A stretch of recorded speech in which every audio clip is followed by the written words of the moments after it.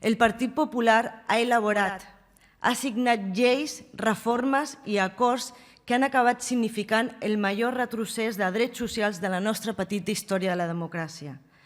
Senyora Xandri, a mi també aquesta llei per mi és d'un cinisme insofrible.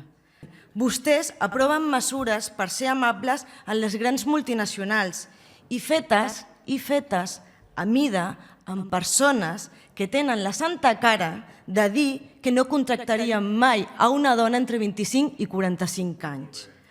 S'ha de tenir barra per demanar aquí el que provoquen precisament les vostres lleis. Vol de veritat protegir les famílies i protegir la maternitat? Doncs li suggereixo una sola cosa. Derogui la reforma laboral.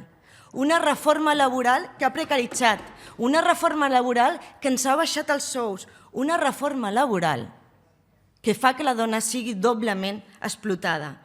No compta, no entenen, no accepten que les dones podem prendre decisions de quan tenir fills, d'amb qui tenir-los, de quan tenir-nes i, de fet, per vostès tampoc és una opció que decidim estimar a qui vulguem, sigui home o sigui dona, o si volem ser mares soles.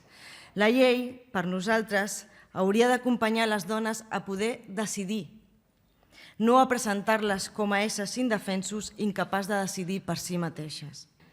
Senyora Xandri, per nosaltres és una opció, és una decisió i també és un dret. Per tant, li demano que amb tot el respecte que jo tinc a les persones que sí tiren endavant la seva maternitat i també respecti a les dones que decideixen no fer-ho.